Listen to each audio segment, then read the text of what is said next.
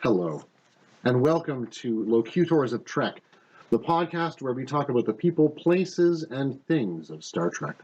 So, replicate yourself a Romulan ale or your Synthos selection of choice and join us far beyond the stars. Locutors of Trek.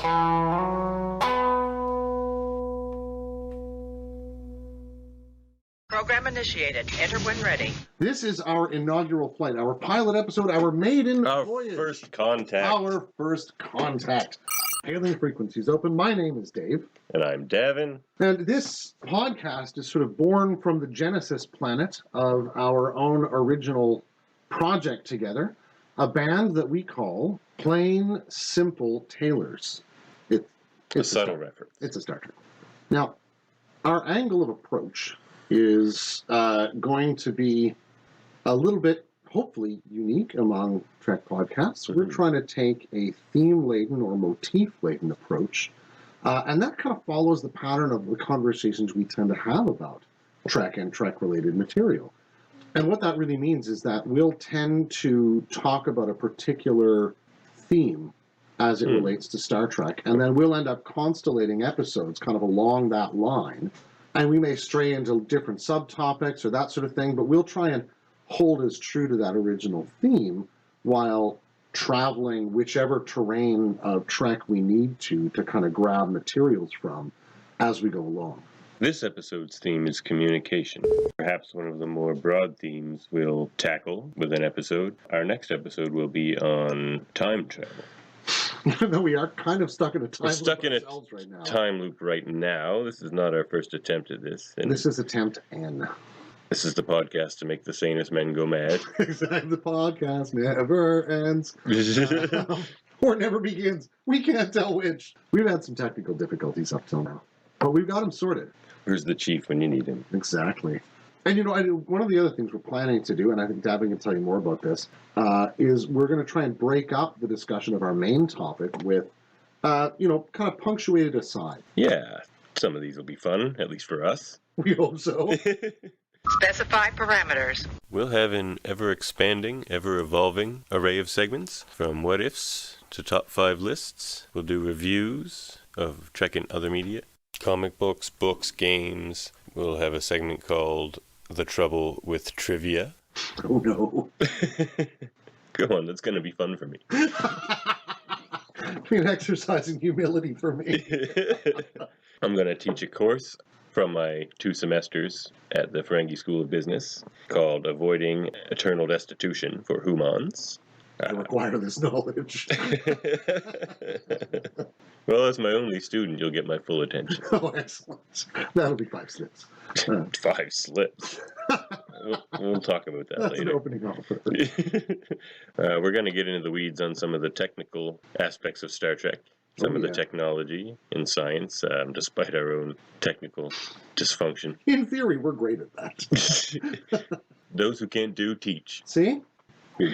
As Dave said, we're a band, so we're going to play some Trek-themed originals for you guys, as well as some Fontaine standards, and also play a little game we like to call Rename Simple Tailors. Oh, this is a fun game. That's a very fun game. Would you like to go first, Dave? Sure. So, we floated a bunch of things before we settled on, the subtlest of subtle cuts, Plain Simple Tailors. Deep. At first, I was sort of for being, out front and center, and putting both our trivia knowledge and our love of Shakespeare in the original Klingon in the forefront, and that we should just call ourselves Vorcha and the Negh'vars, and, get costumes, do the whole sort of like Gwar end of things, and just be a traveling group who play Klingon opera and recite Shakespeare in the original Klingon.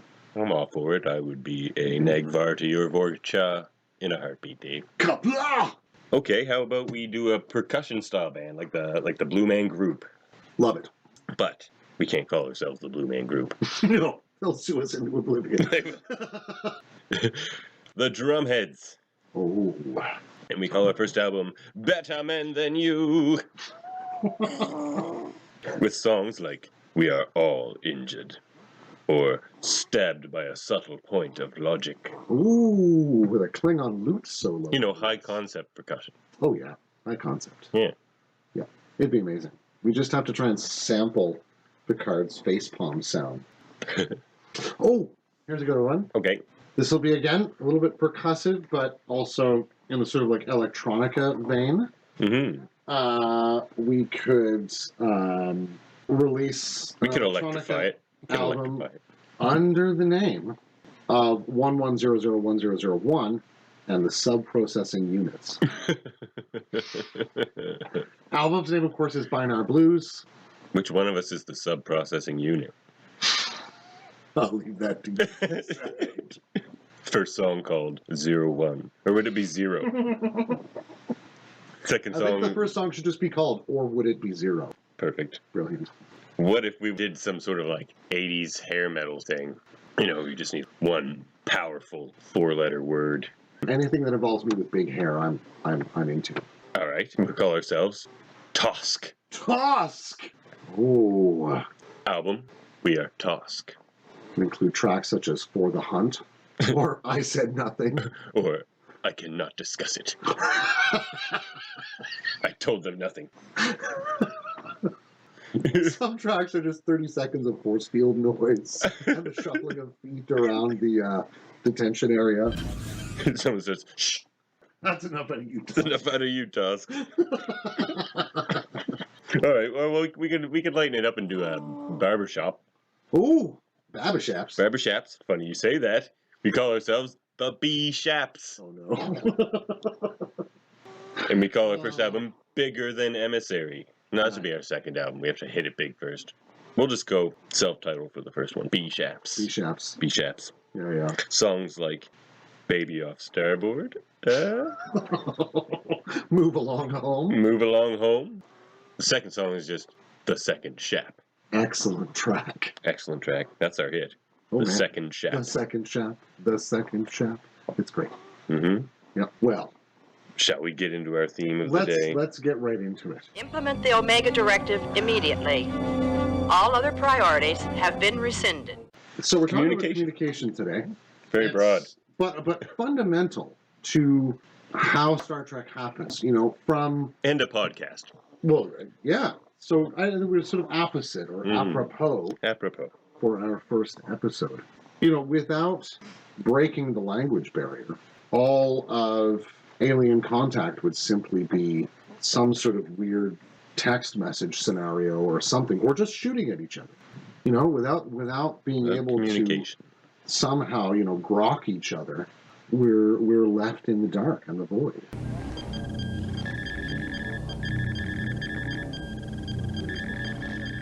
Let's do our first techno babble. All right. Let's talk about communicators. Beep beep. Over to you. Over to me. Over to you. Over to me. Over to you. Over to me. Over. Now, did I hear that in real time, or was there a delay? Now, there's a great question, though, eh? Mm-hmm. Because, as soon, as, say, Riker boops his chest from the planet and says Riker to Picard, Picard's hearing Riker has a strong boop. Oh, yeah. Oh, it's a Betty boop. Mm-hmm. So...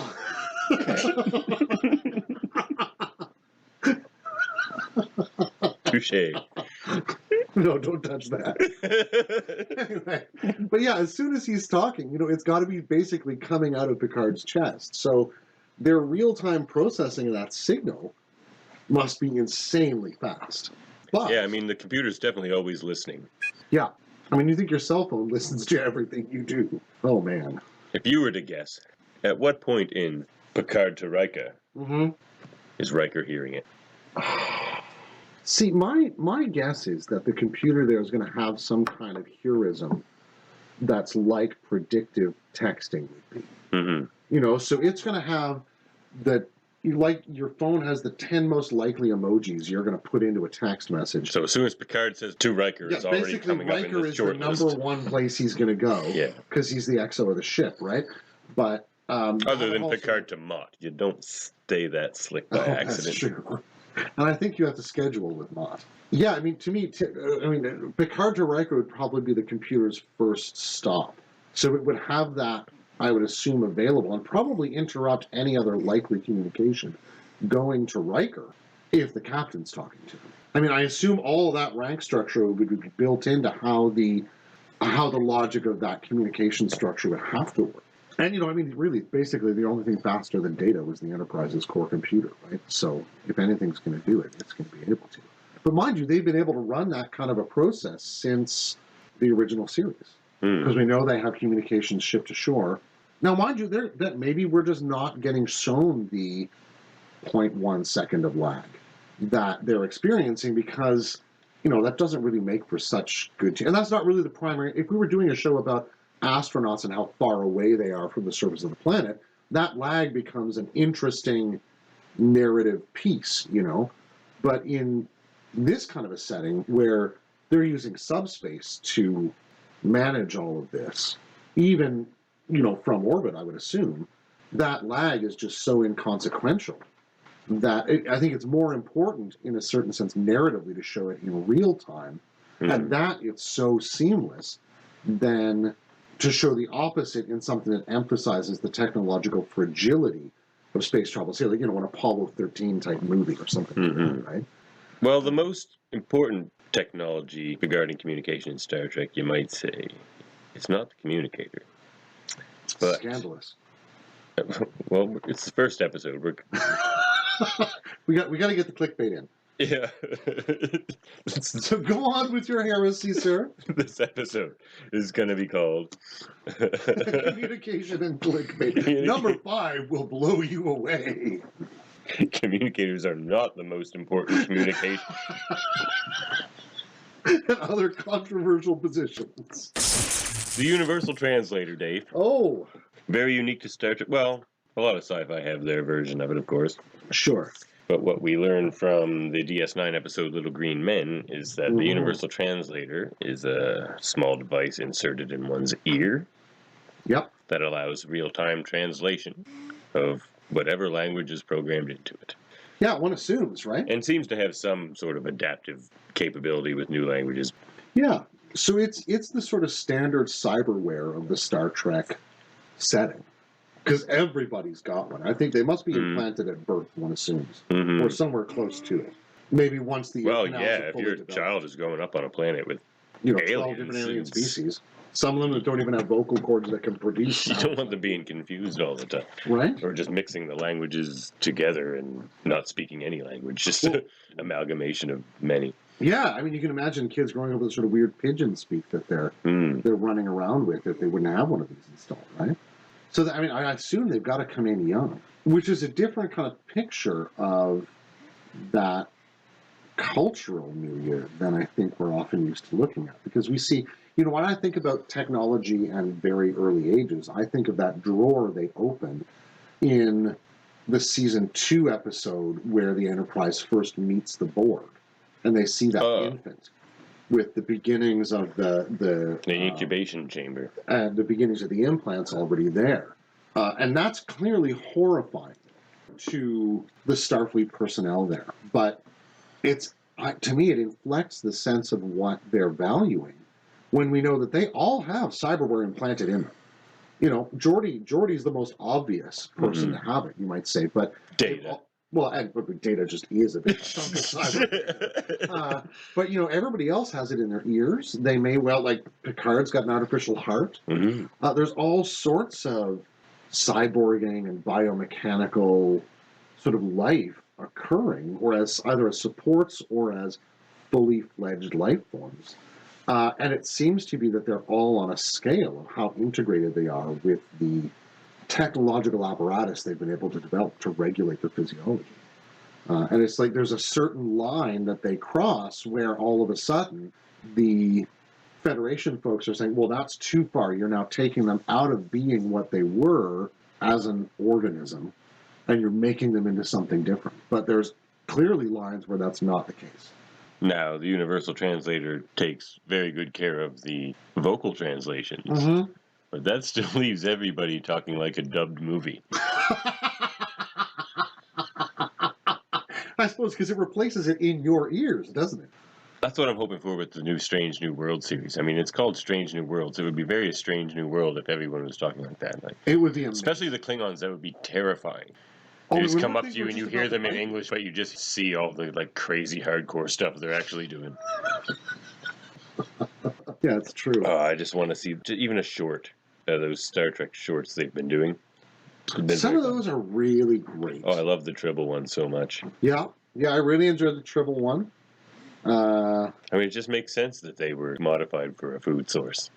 The Federation Born really pregnant. is unwittingly the Klingons' greatest enemy. But yeah, the Universal Translator itself is, you're right, it's the sort of other side of the coin of the communicator. Because they're really kind of tied together. Yeah. That communicator ties into the cyberware that's in the ear to hook itself in through subspace connection to the ship's computer itself, where the translation is going to, in part, take place. We assume at the same speed as, Picard to Riker takes place. One of the lovely things about Star Trek as a setting, narratively, though, to me, is that they've scaled that up and down. When we see Uhura working to make sense of an alien signal, she's clearly leaps and bounds beyond, say, where Hoshi Sato would have been, but she's nowhere close to where communications on the Enterprise D would be, where they don't even have a communications officer dedicated on the bridge. That's one of the con functions, or sometimes tactical holds on to that, or, all sorts of things deal with that. Not to watch over Hoshi, though. Hoshi is awesome. Oh, one of the greatest characters in the entire Enterprise series. I love it that she doesn't enjoy space at first. She's one of 2 characters in Trek that I can think of that don't enjoy space right off the bat. Who's the other one? Her and Dr. Girardi. Oh, yeah. Agnes Girardi. I like Agnes. Yeah, great. Oh, man. I just enjoy watching Alison Pill play basically any part. Me too. It's pretty much great. But universal translators, Mm-hmm. what about when they do not work? Oh, there's interesting ways they don't. I mean, that happened often in Enterprise, of course. Sure. It was a great narrative device for them. But something that comes to mind for me is Rai and Jiri at Lunga. Rai of Luani. Luani under 2 moons. Jiri of Ubaya. Ubaya of Crossed Roads at Lunga. Lunga, her sky gray. Rai and Jiri at Lunga. Rai and Jiri at Lunga.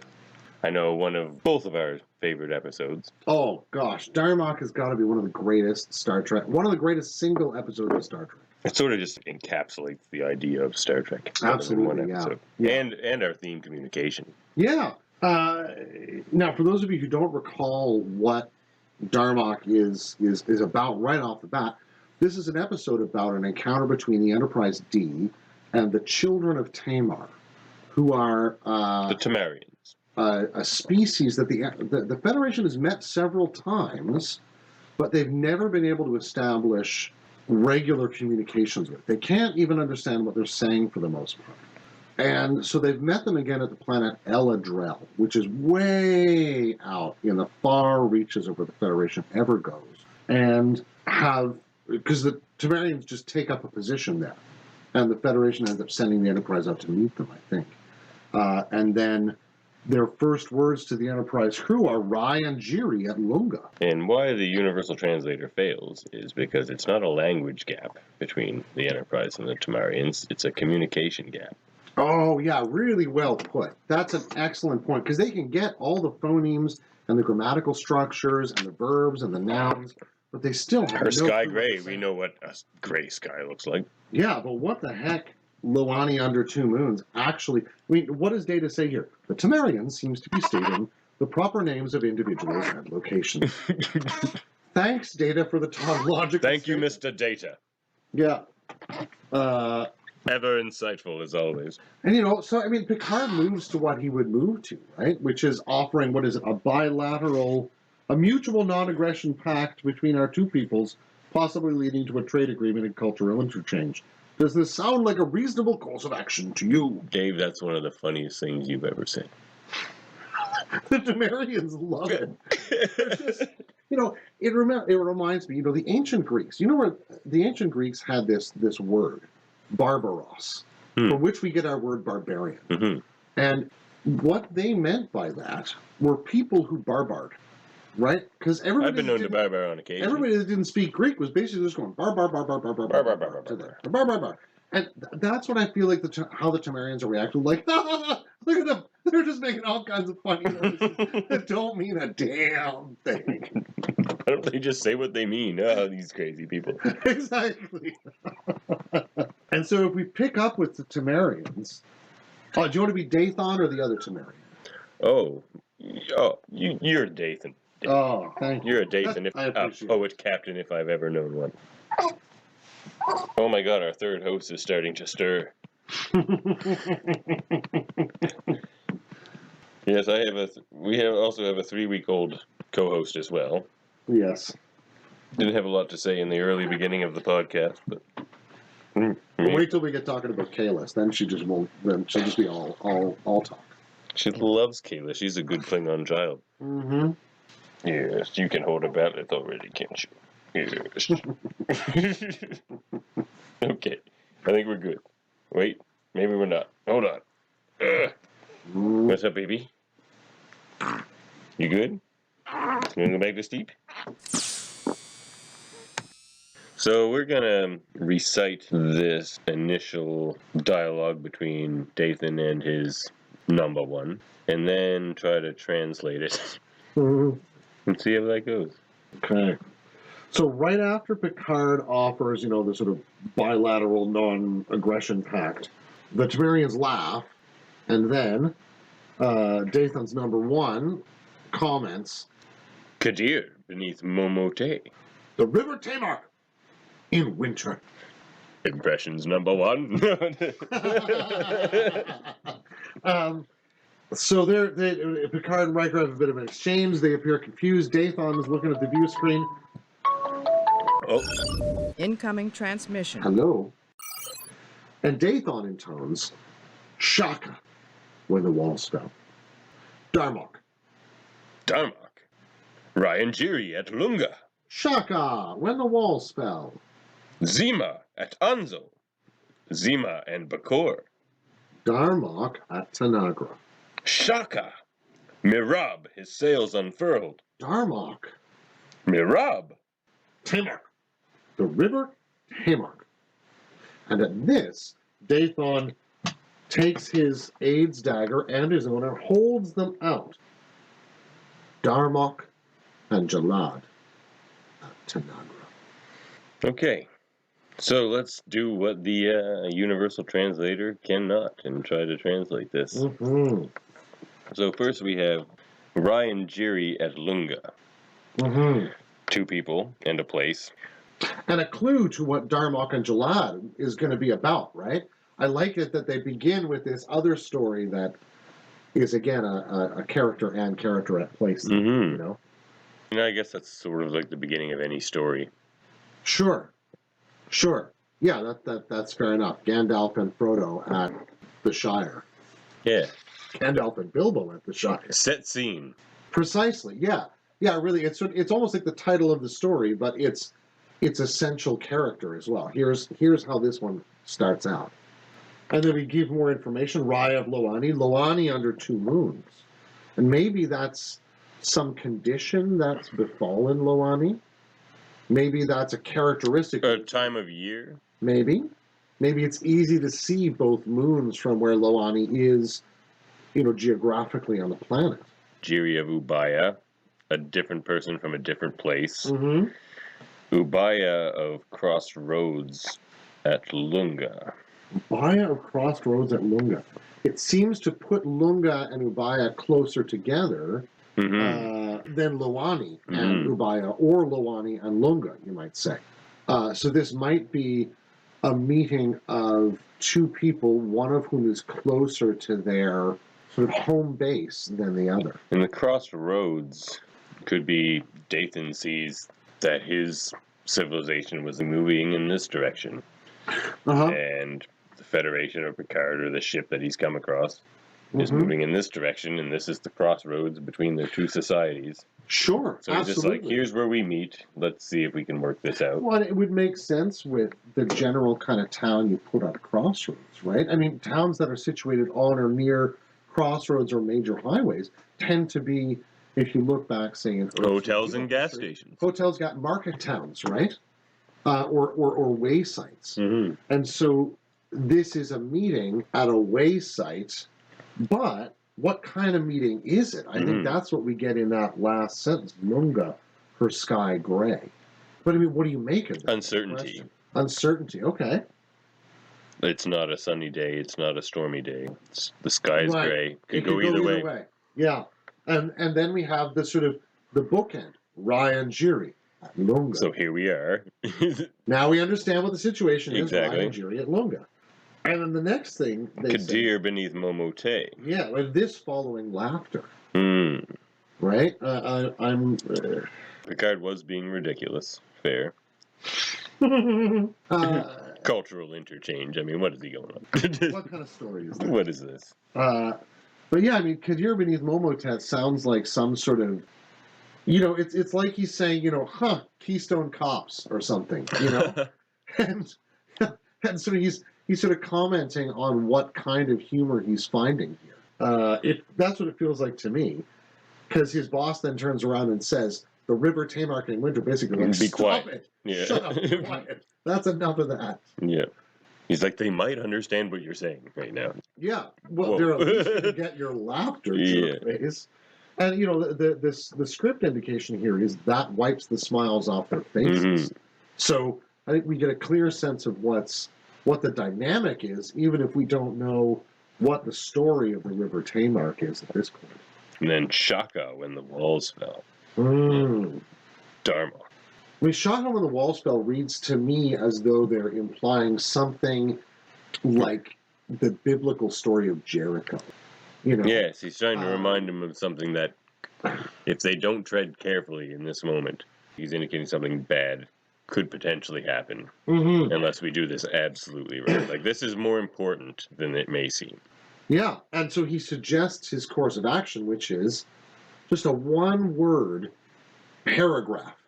Darmok, and so to his first officer, the indication here again is aghast. Darmok, Ryan Jiri at Lunga. We're not there yet. We're still at uncertainty. Let's not make any decision about how we want to proceed just yet. You don't want to be Darmok. He's like, Darmok involves doing Darmok involves considerable risk. Yeah. Ryan Jiri at Lunga, we at least play our cards a little closer to the chest here. Now look at how many metaphors we've been using. Cards close to the chest. Just in our conversation here, we're not that far from the Temerians, but we just know our metaphors really well. No, I really just like hope they do. I really hope they updated the Universal Translator after this. Oh, you'd hope so, eh? That'd be a whole new field of study, just trying to update that. New algorithm. Yeah. And so Dathon responds again with Shaka when the walls fell, which I think means, no, that's not going to work. Like, we can't stay there. Yeah. Then Zima at Anzo. Zima and Bakor. Yeah. What do you think he's suggesting there? Well, I think Shaka and the walls fell also indicates failure. Well, it seems some alternate plan for a meeting. Yeah, it almost looks like he's trying to seed more doubt in Dathon's mind. That's probably a really bad case scenario. Zima I see what you're saying. You're like, what if it turns out like this? Yes, exactly. I was wondering. like beyond even Shaka when the walls fell, which could be failure. He's just like, yes, and beyond Shaka and the walls fell, what if Zima at Anzo?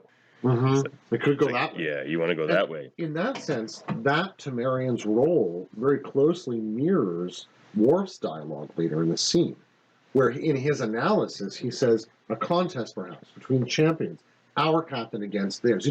Even the shape of his dialogue. A battle of champions, yeah. Exactly, right? Like, his dialogue is very stylized in that moment. A contest between champions, our captain against theirs. It almost mirrors the way the Temerians are speaking. And his role really much mirrors Riker's as well, whereas he's clearly this whole time is just trying to protect his captain. Like Riker with, you can't go on a away mission, Captain. Yeah. It's very dangerous. Precisely, yeah. Showing like the similarities between, like, these crews seem very similar, and they just can't quite communicate with each other. Well, and they have an ethos of going out and trying to meet, right? But you can only imagine the frustration of these Temerians, where they keep trying and trying and trying to meet, one assumes, other cultures, and either get attacked or ridiculed or just nothing, and they go their separate ways. I think that this Ryan Geary at Lunga. exactly. They're just always at Ryan Geary at Lunga. They can't stay there. Shaka when the walls fell, and so It's almost like Dathan's had enough of it. He's had too many of these. And so he says Zima Anzo, and he says Darmok at Tanagra. You know, that's where we are. I'm Darmok at Tanagra. We're Darmok at Tanagra. To which his number one freaks out instantly. Shaka. He's like, no. Marab, let's get out of here. He's just like, you're thinking that kind of stuff? Let's just get out of here now. Exactly.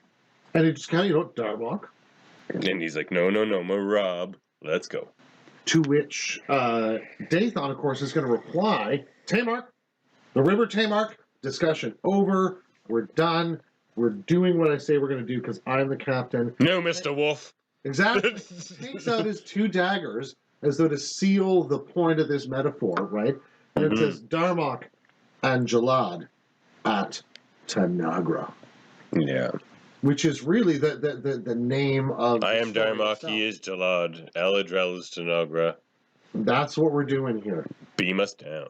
Yeah. And then they kidnap Picard, right? Mm. And all of which, taking out the knives, Worf comes to a perfectly reasonable conclusion. The Battle of Champions. Yeah, and Riker asking him, what the hell is going on here? It's all perfectly reasonable. And that's part of the challenge, right? That just as you said, it's not a problem of language. It's a problem of communication. It's a problem of how to pass meaning and information across this peculiar barrier they've found. But, that to me raises an interesting question. And let me just drop this as like a what if. Oh, it's what if time. This is our inaugural what if. What if Hoshi Sato had been on that mission to Eladrel? Along with the episode of lasted. We were talking about Star Trek shorts earlier. It's about 12 minutes, folks. 6 minutes. 6 minutes. Captain, I think I've got it. Okay, Hoshi. It's a fun joke, but I think that what they do lose in sort of giving that translational capacity to the computer is when the computer can't cut it, the bridge crew have profound difficulties dealing with things that are procedurally very similar, but proceeding from perspectives that are different enough and sort of diametrically opposed enough that they just don't make sense to each other. I can just imagine Data saying, the Temerians seem to be stating proper names of individuals and locations, and Hoshi being like, well, yeah. It's true. Hoshi was very sarcastic. Don't mind him, he's positronic. Hoshi was ahead of her time. It's true. I'm a big Hoshi fan. But I mean, she's my favorite thing about the Mirror Universe, too, actually. Oh, man. That's true. Empress Sato. The Sato dynasty should never have fallen. Well, controversial opinion. Hot take. Hot take. Here's the clickbait. Yep. What are we going to call this episode? The Sato dynasty should never have fallen. Pro-Sato diatribe. Don't be statistic. That could work for the drumheads or this. Madman declares Sato supremacy. Oh. Tune in next time. All of these things will never be addressed again. Anyway, back to the sort of main point. One of the things that I think gives Hoshi a lot of strength is that they, in terms of being a translator, is that they do a lot of initial encounters, right? Like she has to actually practice that getting a language really fast from pretty much the first episode, where she, just abysmally fails at attempting to talk to a Klingon for the most part. Well, and in the sense that she would have to practice first contact, just like the rest of the crew would. I think it kind of gives you a kind of glimpse of what the Federation ethos is and where it comes from, and it does come, I think, in large measure from April 5th, 2063.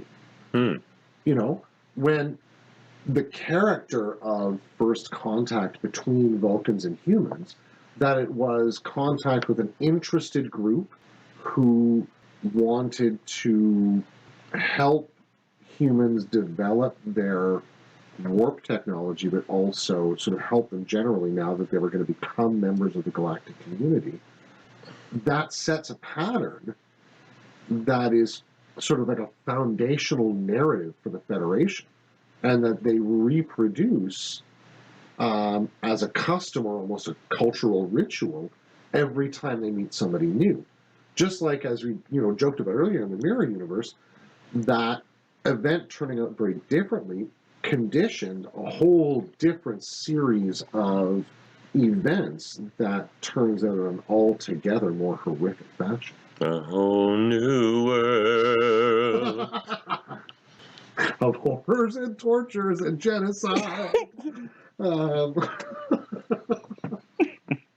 No flying carpets in the Mirror Universe. As you can tell, we're a band. So musical. So musical. But yeah, that I guess what I'm saying is, the character of that first contact is something that humans as a species end up wanting to repeat, and it drives them so hard that they end up being instrumental in the creation of the Federation, I think, partially at least on that basis. TNG hit on First Contact a lot. Mm-hmm. As you said, the episode First Contact. Oh, yeah. With the Malkorians. Oh, yes. Not to be confused with a Malgorian, a three-headed Malgorian. Oh, yeah. Not the same thing at all. So indecisive. Yeah, it's true. And interesting, Malcor 3, right?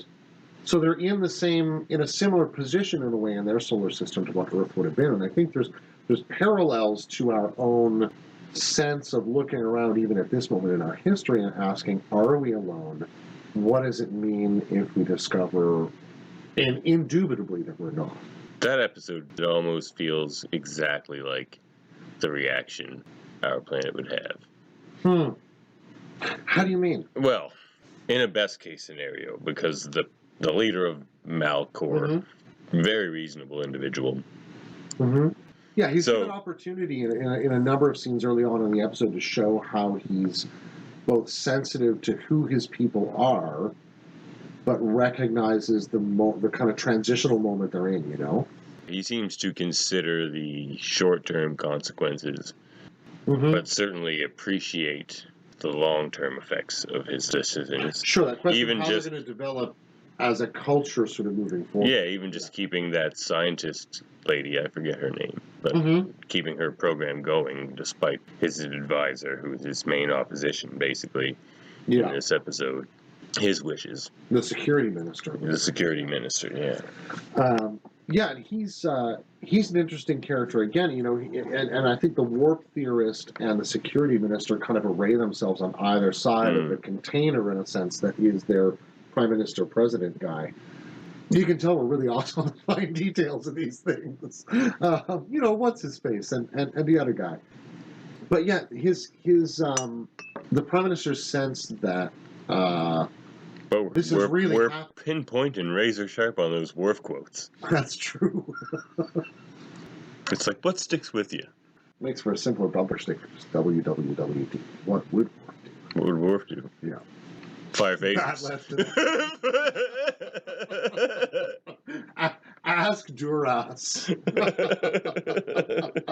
That's communication for you. Well, I guess what I'm getting at with the similarities to the reaction today's society might have, or at least in the ideal circumstances, is the security minister's reaction seems like the opposition such an encounter would have now, which is let's lock down, for national let's security. not have any contact or limited contact. It would create a public panic thing. Especially coming from the Malkorian perspective of we're the center of the universe as we know it. Which I think we, as a species, in some ways have symbolically changed. But I think in some ways, mythologically or psychologically, we still think we're pretty much the center of the universe a lot of the time. Yeah. But also leads me to my favorite part of that episode, when Picard is talking to the leader of the Malkorians. And he tells Picard how his daughter asks him each night how his day was. And Picard asks him, well, what will you tell her tonight? And he says, well, I'll tell her that when I woke up today, I was the leader of the universe as I knew it. And today I learned that I'm just a voice in a chorus. But I think it was a good day. And I guess I'm being very idealistic about our society as it is right now. But I would like to think that that's how our leaders would address it. Well, there are interesting. I mean, there are groups in the world today that are intent on realizing that agenda. I think the CE5 movement and some other groups who want to try and develop protocols around how to look for peaceful contact with whoever our neighbors might be. And you can evaluate the quality of those groups' missions or statements or ethos as you will, but I think it's interesting that kind of a push is literally happening on our planet today. I wonder if there wouldn't have been movements like that on Malcor 3 as well that would have been understood to be pretty fringe, Well, and I think what also helps that first contact in this episode is Picard, and I would hope that such a thing would happen with us today, is he did approach the scientist first, the warp scientist, and she played the intermediary between her leader and Picard. Well, I wonder if that wouldn't be one of the standard moves, right? In a sense, she takes on the symbolic role of Zefram Cochrane, right? So they always want to be the person to meet Zefram Cochrane in a way, But also, what's her Steppenwolf? Oh, there's a great question. That's an idea for an original tune right there. Just call it "What's Her Steppenwolf." What's her Steppenwolf? Yeah, man. To be continued. We'll get back to you on that one. To be determined at a later date. Mm-hmm. We'll try to snap our cute fingers and will as many of these things into reality as we can. Willing things into reality by imagining them out ahead of time. Mm-hmm. I mean, that's what else is the conceit of Far Beyond the Stars, but the communication of a hope for something better in the future that, if the episode is to be read correctly, realizes itself in a dynamic, non-linear fashion. Far Beyond the Stars. We plan to revisit that, my favorite episode, in a supplementary episode that we plan to do from time to time about different episodes, actors, characters that we feel could use a little extra focus. Garrick, for example. Simple Tailor? Well, maybe not. You're right. You're right. Speaking about Tailors and things, it does make me think about other forms of communication. Mm-hmm. And two that in particular I think Deep Space Nine does, maybe with a more finely wrought image than some of the others manage to, just because it has that emphasis on a kind of serial storytelling, just deceit and temporality. Well, speaking of Deep Space Nine, this is probably a good place to declare our biases. So, Dave. Yeah. Why don't you tell myself and the listeners your favorite character, show, and movie? Oh. See, favorite character is Picard. I Captain, my captain. Yes, exactly. I love many characters very close to as much as I love Jean-Luc Picard, but he's my captain. Ultimately, he's my captain. And we've talked about this, and like every time we talk about it, I kind of waffle one way or the other, because my first Star Trek series really was TNG, and the first episode, like the first moment of TNG, I remember the most was Worf being stabbed by those 18th century pig soldiers. Q gives Riker Q powers, and he declares himself a field marshal and all sorts of weird things. Mr. Worf, eat any good books today? Micro brain, macro head. Oh man!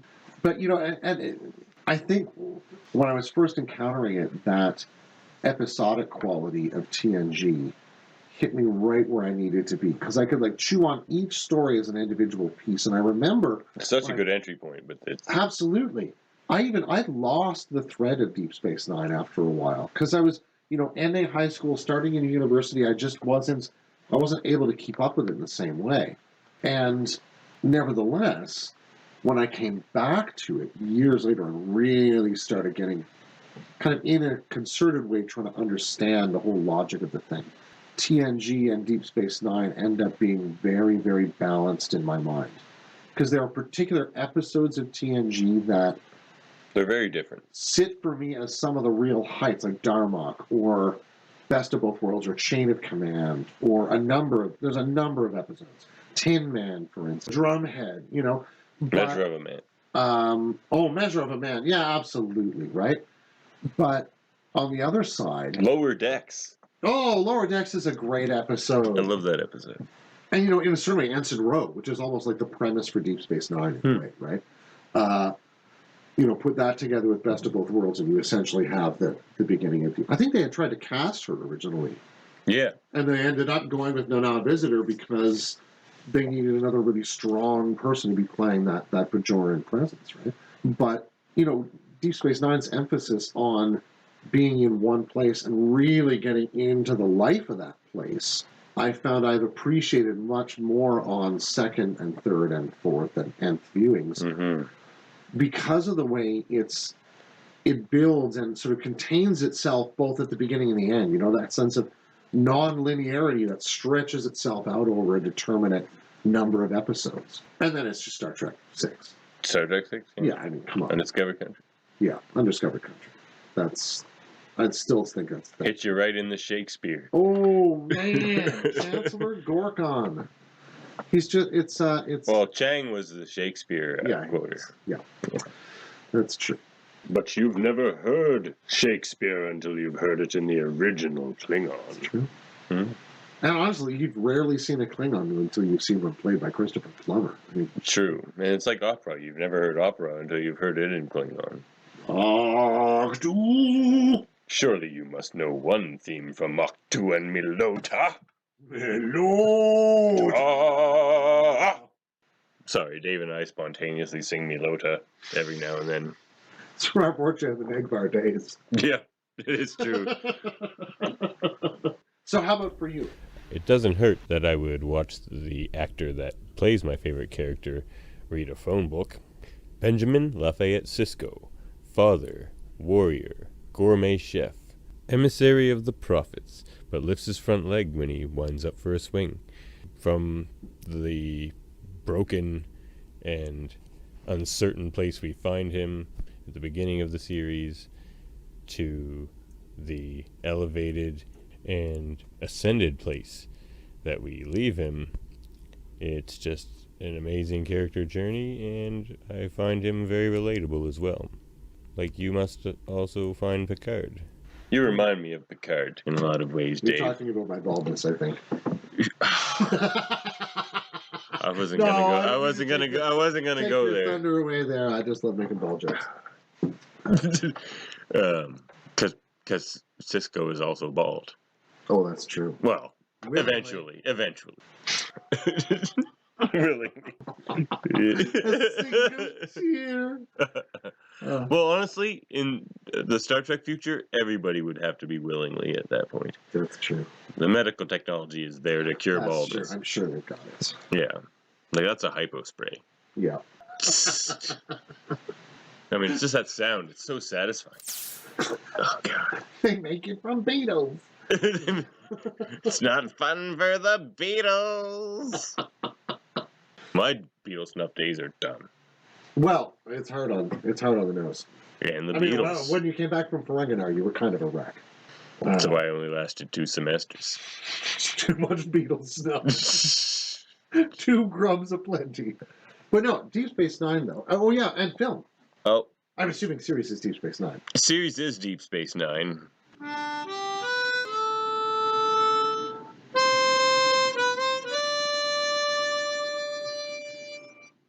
Like you, Dave, I started with TNG and then went to Voyager and did find it difficult to get into Deep Space Nine back in those days, probably because it didn't lend itself well to syndicated television. But what it did have was the perfect balance in continuity storytelling, being able to tell that ongoing story over several seasons, but doing it with more or less freestanding episodes. And of course, the great character journeys undertaken by main characters, guest characters, and even some one-off characters. That show just really kept building on itself. But one of the things for me that set apart Oh, we didn't get to a film. Sorry. Star Trek 6, of course. The rational logic dictates. But no, I mean, thinking about the sort of notion of biases that you were talking about, that's really almost where we begin DS9 as a series. Mm-hmm. You know, with The Ben biases Sisko's- towards linear and non-linear time. well, and existence. Sisko's biases about Picard and Starfleet. Oh, well, yeah. You know, he's developed a really hardened attitude against those two pieces of his life. Because Picard, whether he likes it or not, is a piece of his life since he absolutely destroyed it at 1359 in terms of being Locutors, you know? Have you ever been a stranger to yourself? Many times. We're just going to have to do some serious talk about Picard at some point. Because holy crap. As a tear rolls down your cheek. Oh, I have rarely wept more at the beginning of a television series than at the beginning of Picard. You know, the beginning with Blue Skies. Oh, yeah. Oh, man. Oh, smiling at me. Nothing but blue skies. Do I see? Oh, man. Yeah, it just, because I don't want the game to end. What a wonderful way to begin something, you know? Mm-hmm. You're stalling, Captain. And it's a big circle in that sense, you know? That first series of Picard draws a big circle, but the beginning of DS9 also charts the beginning arc of a circle that takes 7 seasons to close, you know? That sense of the atemporality of the prophets and their just total bafflement at the thought that anyone could live without a full, transparent knowledge of their own existence from one end to the other. It's delightful. Bad things could happen. I mean, anything could happen. Yeah. Why would you choose to live in that manner? You could play baseball. Hit a home run. You could strike out. You could explode a pigeon.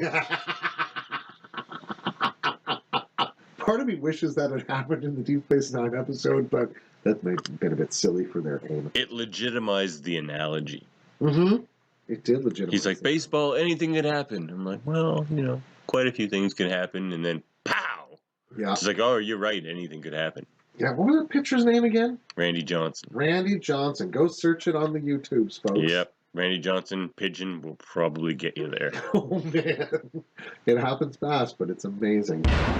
But yeah, that sort of submission to uncertainty, that living in the place of Ryan Jiri at Lunga, with Lunga and Sky Gray, is in a certain sense the condition of mortal being, as Sisko is expressing it in that way. You know? And well, and then he finally convinces them of the possibility of a linear existence. Mm-hmm.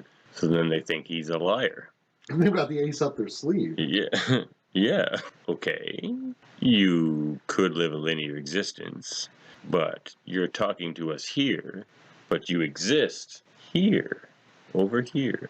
And here is a set of destroyed quarters on fire on the USS Saratoga, as it's just about to be, well, abandoned. To which he says, no, that's not linear, but I can't find a way to live without her.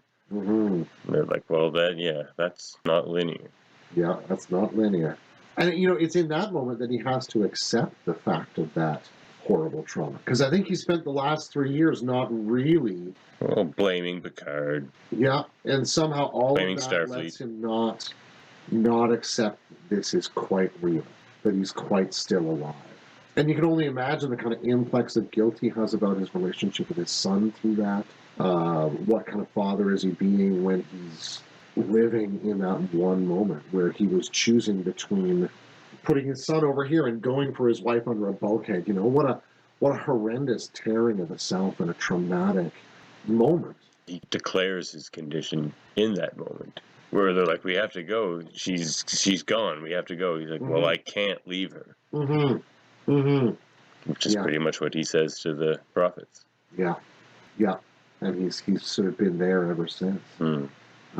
Just a great beginning to a character. Oh, yeah. Yeah. And, you know, it's not every sci-fi show, let alone any other show, that begins with, you know, let's just throw eternity and time in as our big question right off the top. And then Now we'll get the ball rolling. Yeah, you've met the gods, so now let's start the story. Mm-hmm. It's in some ways a real crazy way to start things, but it's beautiful because it gives us this sort of grand scope within which all of these other actions are held, and so many of the actions on this sort of, you might call it the kind of level of the promenade, as opposed to inside the wormhole, are so shot through. They're like everything is a mixed bag, you know. Yeah, there's not a lot of black and white clarity in Deep Space Nine as a series that way, and I think that's important, right? Because you're sort of in the mud, you're in the trenches, whenever you're not inside the wormhole with the prophets.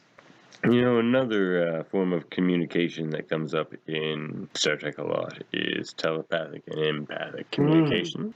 And an episode that comes to mind, I know, is a favorite of yours, Tin Man. Oh, Tin Man. Yep. Where we have Tan Elbrin. Oh, yeah. I believe I have that right. Yep. Tan Elbrin. Yep. Former patient of Deanna Troy's. Yeah. Who suffers from his condition is that he was born fully telepathically enabled. So from no age, he was constantly experiencing everyone around him all the time. It's like a sort of reverse Bendai syndrome almost, which is something Sarek and Vulcan, of course, suffered. But the episode, I love it because he's so alone. Tam Elbrin is so alone in the sort of deluge of selves, that are available to him. And bombarded with. Yeah, because nobody's quite like him that way anywhere he goes. I mean, how many people on Beta Z are born like him? Not a huge number. No, they don't seem to be a huge number that are even fully telepathic. Yeah, exactly, right? Waxana is particularly gifted, right? Yeah, the lovely thing is it's sort of these two solitudes that are headed toward each other. I love the moment where Deanna realizes that Tam Elbrin's been in communication with Tin Man on some level for hours or days, and they're still light years away from this creature. There's an order of ability operating that far exceeds even Tam Elbrin's capacities, but is nevertheless kind of drawing him like a magnet, because I think it's this study in sort of how we get to real intimacy with something else, right? Like how we get to real interchange with another self that disarms us and actually ends up being healing. Because, Tin Man's lost so much and has been alone for so long, given its lifespan. And so has Tam Elbrin on his relatively, comparatively minuscule lifespan, that they're curiously fitted to each other, Yeah, I find it a really poetic episode that way. And Tam Elbrin seems to be communicating with Tin Man on a telepathic and empathic level. Sure. Whereas Deanna is just empathic. But she does a similar thing with the squid-like entity in Farpoint. Sure. And interestingly, she, again, when she's closer to it, is able to discern more. It's not quite the touch telepathy of Vulcans, but they really utilize her range very effectively over the course of the series. Vulcans seem to have a very limited, non-passive telepathy. Takes a mind meld. Sure, unlike with, say, Betazoids, where it's more like a faculty, like hearing or smelling. They've got an interesting history with that, right? Because it's implied, and in some sources stated, that the deeper history of Vulcan before the age of Surrak is one of tremendous violence, but also tremendous psychic or psionic potential. Right, the Stone of Gaul, for instance, which shows up in TNG. And interchange. Yeah, and the ways in which warlords on Vulcan were able to weaponize their own psionic potential, both in terms of the psionic resonator. Yeah, exactly, right, and in terms of sort of purity tests of their own followers, where they had to undergo long mind melds to ensure that they were still loyal, for instance. Shows that I think the Vulcans end up having a kind of taboo distaste for psionics for a long time that we see just beginning to thaw and crack over the course of the Enterprise series. Well, it's such a more intimate thing for them because it takes such a more personal contact to do, like with Sarek and Picard. Sure. But that's something it would appear the Betazoids can't do, is have that deep exchange of information and feeling and that a mind meld does. You know, the mind meld may be one of those closer things that humanoids may ever feel to the Great Link, which itself seems to be a kind of telepathy, or at least dissolution of the barriers of the self. Or collective. That again requires contact, physical contact, whereas the collective, the big collective, doesn't necessarily require physical contact. As we see in the First Contact film, when Picard has nightmares and visions of the Borg, and hears them at various points in his mind, as well as in the most recent series of Picard, right? Or with Iborg and the drone Hugh. Telepathy and empathy is just one way we've seen Star Trek try to interact with very unusual entities. There's the crystalline entity. Sure. That they began to communicate with vibration.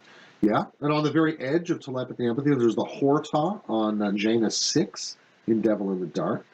I like to imagine a scenario where the crystalline entity came to Earth just before the Vulcans made first contact, and Zephyr Cochrane played Steppenwolf for the crystalline entity. Just heard it and turned left out of the system. Not going there. Well, and you know, there's the crystalline entity is a really interesting creature in that regard, because we don't really know the material structure of the crystalline entity, but creatures of that silicon-based life, I think. Maybe I would assume so. Well, that takes us in a whole different direction, which is home soil, right? Another silicon-based crystalline-style entity, where we have many parts make up the whole form of life. Well, another collective of a sort. Right? And there, you know, we actually were stretching the definitions of life to include sources that we tend not to understand as being life-bearing, right? Silicon as opposed to carbon, or organic chemistry molecules, as being peculiarly suited for that, but not universally. That's what an ugly bag of mostly water would say. It is what an ugly bag of mostly water would say. You know, there are people on this sort of spectrum of scientific work on the notion of life today who are attempting to produce a widened theory of what life would be, and they use the term life, L-Y-F-E, to try and identify this. They're trying to, as opposed to restricting what we would call alive to meeting a high number of basic criteria, what they're trying to think of is the sort of minimal basic criteria under which we would understand something. Similar to or beyond Dr. Crusher's description in that episode? Well, it's a good question, because I think they've done work on things like viruses and trying to understand whether we understand a virus as alive or dead. Or alive or just inanimate, let's say. Yeah, as opposed to, I apologize.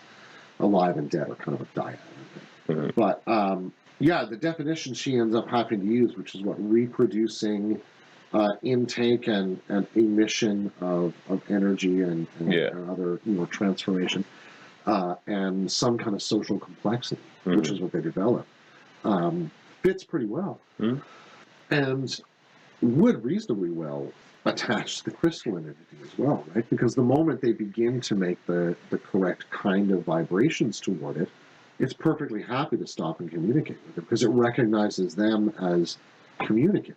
You know, who knows if it wasn't just going by things the way we might go by scum in a pond and not really think of it as peculiarly alive or having its own purposes, you know? They're just so different in scale, it's kind of ludicrous. You know, we haven't talked much about the Wi-Fi of the Star Trek world, which is subspace, I think. Might be a terrible analogy, but I'm going to go with it. All right, go for it. Run with it. Subspace. Very important. Yeah. It's what allows the communication to happen faster than travel happens in Star Trek. That if warp travel traveled faster than light, messages would not be able to exceed that unless they're moving through subspace. Yeah, sort of an infinite manifold, right? Of little kind of pocket vibrational realms almost. I think somewhere I saw a description that, you know, whereas, say, the top speed of, say, Voyager when it left Earth would have been warp 9.975. Very fast. Subspace messages would technically travel at something like warp 9.999999996. So about 1 million or 2 million times the speed of light. Without the help of subspace relays. Yeah. Yeah. And those will, again, like repeaters or Wi-Fi repeaters, pick up the signal, amplify it, and send it on again. But yeah, when for instance, in the Balance of Terror, they're discussing how long it would take to send a message back to Earth and receive a reply in terms of figuring out what to do. They say it's something like 2 days, but that's 2 days over something like 35 or 40 light years, which is hugely fast. And in the extreme case of Voyager, where they're such a great distance from home, even subspace communication would take years. Well, where they're, 75 years at maximum warp from home, their subspace signals would have a hard time propagating. And one would assume without relays, they might well run out of juice and drop into normal space, right? Until you tap into some erosion relays. Oh, man. It was a mild shock. He will recover. He will recover. Did you kill him?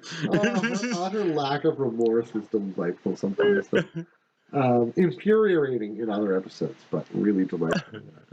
But yeah, they have to tap into whole different infrastructures in order to find any way of communicating. They use a mini wormhole at one point, right? What episode is that? They find a tiny, relatively stable wormhole, but not long-lasting. And I think they can take some sensor readings. Eye of the Needle. Eye of the Needle, that's what it's called. They eventually managed to make contact with a Romulan commander. Yeah, Tellar, played by Von Armstrong. Yeah, who, while initially cautious, I think ends up beaming aboard their ship briefly and agrees to take messages with him. But if I recall correctly, it was a kind of tragedy because they learn only later that they were speaking with him in a time-displaced fashion. 20 years in the past or something, weren't they? And, of course, he dies before he can pass on the message. Oh, right.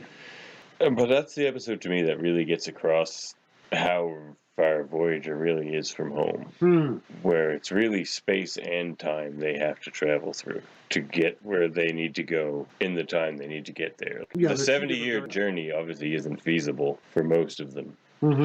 Old man Captain Tuvok could be leading that crew That's true. 70 years from now. But not many of the original crew would have made it all the way there. First First Officer Naomi. They're always battling the Naomi Wildman. Yeah, Naomi Wildman. Subunit.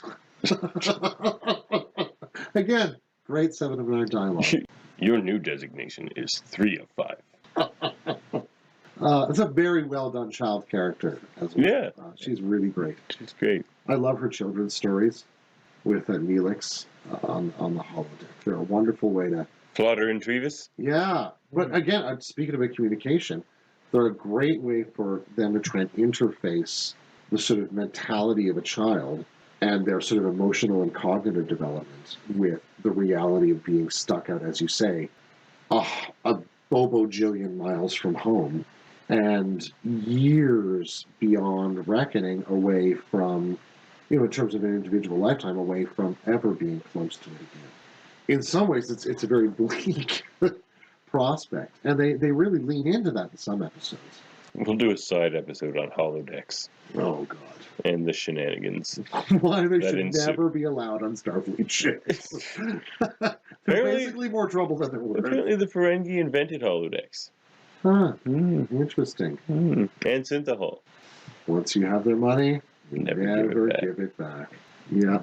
We'll bring that up in the first lesson of avoiding internal destitution for humans next episode. So yeah, the vagaries of subspace are both useful narratively, but they also, as you say, they illustrate the real depth that they're trying to communicate and grapple with in terms of time. Because time becomes as much a character as the void of space itself in a lot of these stories. And, time in other ways can function as both an adversary and a sort of companion. I guess one of the things I'm thinking about there is the communications of culture. The first time we meet the Ferengi is in the episode where we also see the use of a Chinese finger trap and the representative of the Takan Empire showing up, right? This is an empire which has been gone for 600,000 years, and they have to find some way to authenticate the passage of time to this gatekeeper protector guy. And, the possibility of those kind of vast gulfs of time being in play with them or the Iconians or, even that wonderful joke that in the beginning of Little Green Men where they say, they've only been, doing things for basically 5,000 years and they only invented credit, basically yesterday. They went from inventing a monetary system to leading an intergalactic empire in half the time it took the Ferengi Alliance, and we had to buy our warp drive from who turned out to be the Breen. Exactly. Yeah. Right? So the sense. What you're forgetting, Dave, is that long-term cultural advancement isn't nearly as important as short-term quarterly gains. Well, if you're not a Ressican. Well, yes. They have no short-term quarterly gains remaining. No All more. they can do is play the long game.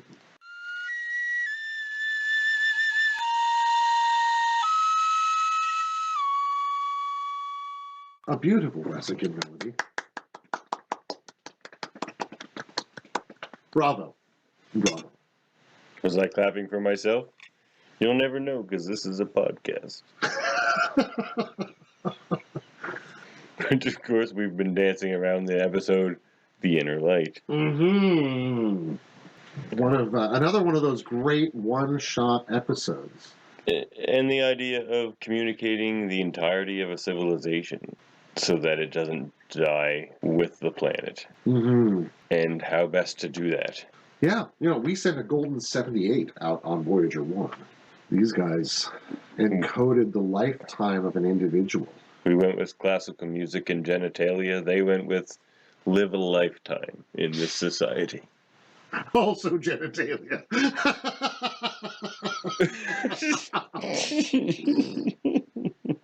Because, he has kids.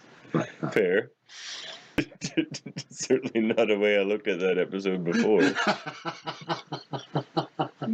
See, so many situations in life can just be changed by saying, also, genitalia. I love the strings you can draw for me. Thank you. I'm highbrow and lowbrow all at once. I appreciate that. But as we see in that episode, it's certainly an effective method of doing that. Now, how well Picard can communicate that beyond himself is not clear, but I don't think that was their intention. That's a good question, yeah.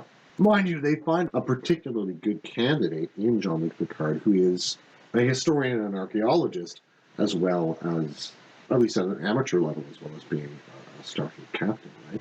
They lucked out on that. If they'd gotten the captain of that Pac-led ship from season 2, it would have been a different story. They make things go. We look for things to make us go. Mm-hmm.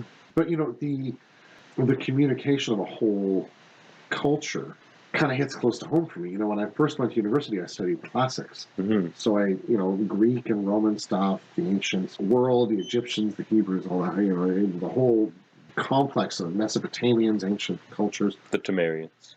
And indeed, Ryan, Jiri, at Lunga. Mm-hmm. Or perhaps, Gilgamesh and Enkidu at Uruk. Uruk. Anyway, but, distracting us with stuff, your puns. That stuff became very close to my heart in ways that I felt it began to come alive in some sense to me, and the moments where I really feel successful in those studies are when I catch the real sense of what's happening in a story. The way the Greeks will say, they wouldn't necessarily, the ancient Greeks wouldn't say, he didn't come anywhere near me. They would say, he didn't come within far of me. Mm. When you can start to make that He was switch, decently fair. right? Mm. To how they measure things and how they count and all that kind of stuff, then you really do begin to catch the flavor of an existence. You know, that for me is what is the beauty of learning languages. You know, it's one thing to say, you know, I don't know what that is, but it's another thing in Italian to say non sono sicuro.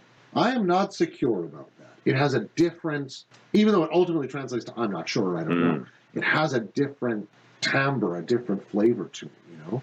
And that's often what I get from that episode in her life.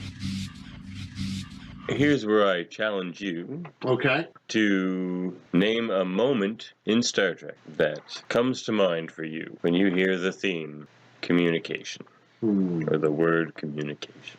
A scene, an episode, a moment. Well, for... You know, as a bit of a bookend. Yeah. For me, one of the moments that strikes me for communication, and you know, it's sort of funny, but the whole episode, in a certain way, is about communication. Are just watching Jean-Luc Picard make those bizarre noises at the Shellyak.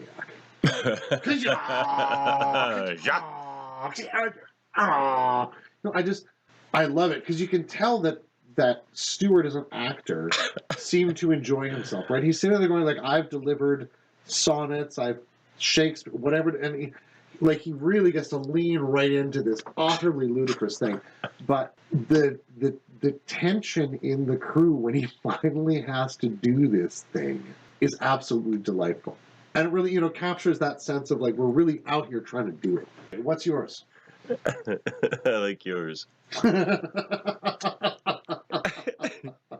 Mine is, how do you communicate something with somebody when you're not allowed to? And the answer to that is, Mr. Garrick, I believe I need to be measured for a new pair of pants. One of my favorite scenes is that scene where they want to communicate the Klingon attack to the Cardassians, the impending Klingon attack on Cardassia. And of course, they can't go against their allies, the Klingons, so Sisko gets measured for a new pair of pants.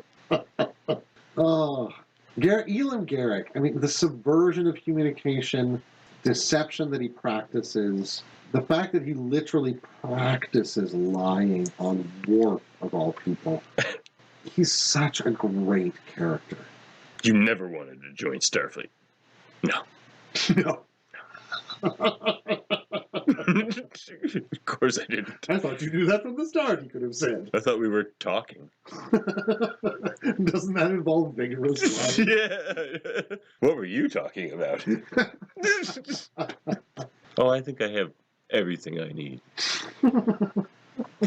Well, I think that's bringing our maiden voyage in for a landing here. This flight seems to be coming to a conclusion, so I think it remains only to... Time to settle in for a refit. That's right. Let my co-pilot here whet your appetite for next time.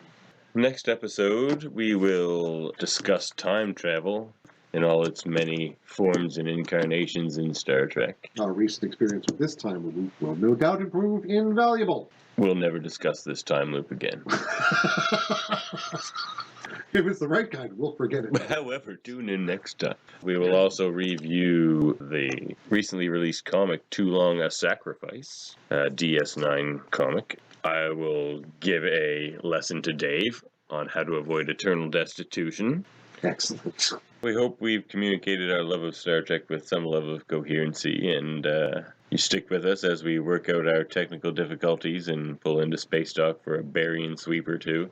Well, on that note, let's wind down our trip for today. We'll give the engines time to cool and time for some resupply and refit and transmission.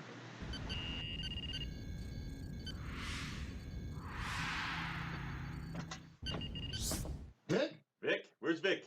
Vic? Anybody seen that hologram? Fellas? Well, Fontaine's away. We can still play. Let's go. Let's do it. 1, 2, 1, 2, 3.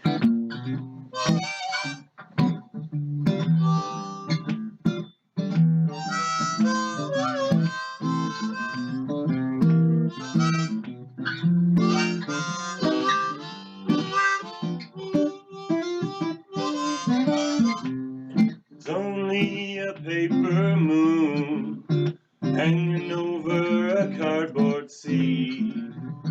But it wouldn't be make-believe if you believed in me. Yes, it's only a canvas sky hanging over a muslin tree. But it wouldn't be make-believe if you believed in me. Without your love, it's a honky-tonk parade. Without your love, it's a melody played in a penny arcade. It's a Barnum and Bailey world, just as phony as it can be. But it wouldn't be make-believe if you believed in me.